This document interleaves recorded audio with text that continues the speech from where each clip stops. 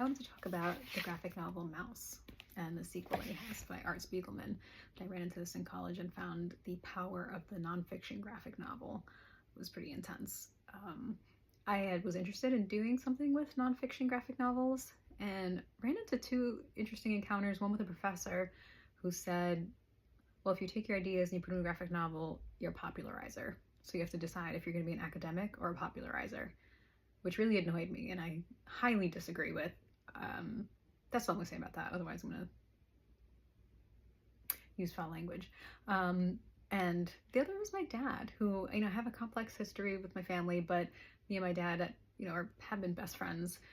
He is a self-taught man and, constant learner, and taught me so much. I was just listening all the time as a kid.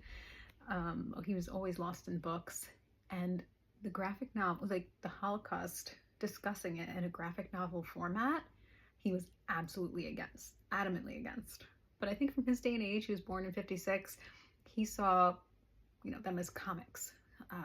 So he saw to use that format for talking about such a serious subject as, an insult or disrespectful.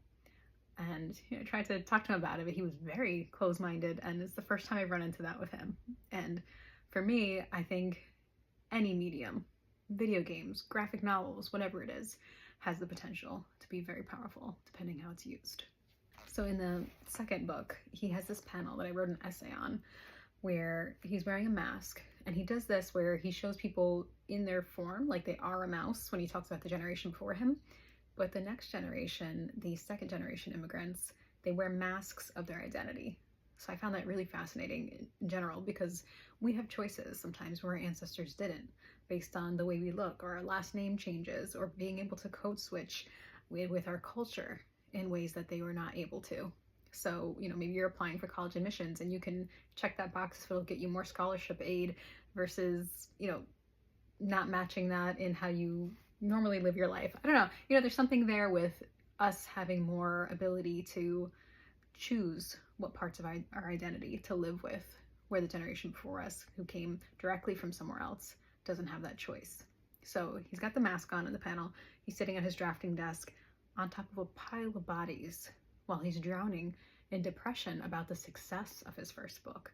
That writing about the suffering and pain and telling these stories has gained him money and success, and he was really struggling with it. And I know that's just really, in one panel, he did that.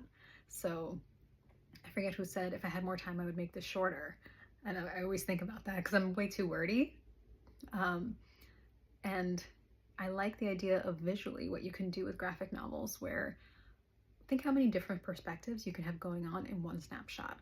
So you can have what the character is thinking, you can have what they're speaking, you can have what another character is thinking and speaking, you can have at the bottom like the omniscient narrator speaking the truth of what's actually happening objectively, and then you can have little things in the background that are commentary, whether it's humor or something discordant with what everything else is going on.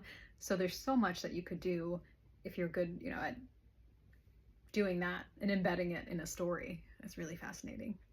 I met a guy in college who said that he was in dating, that he was too black for white girls, but too white for black girls. And he was trying to figure out that line of identity. And I think that happens with all cultures, kind of figuring out what parts of yourself feel at home with people. So I'm curious about that too, how the culture you're raised with influences your connections in the world. And I think that's also why it's important for exposure, for people to see other cultures and experience other things and love it. Love the diversity and the mix of that. When I was in high school, I hated the cafeteria and just that chaos in there. So I would go eat my lunch in the orchestra room.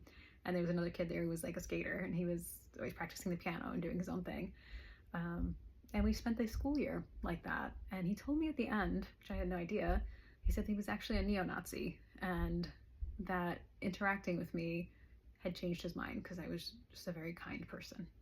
And I think that's an ideal world situation. I don't think that's really what happens with hate that's usually embedded so deeply in people. But I guess in some beautiful ideal world, I imagine that people mingle and experience things outside of their own experience, and that we have those kinds of things. We're like, hey, that's beautiful too. And I think that's how we don't get here again.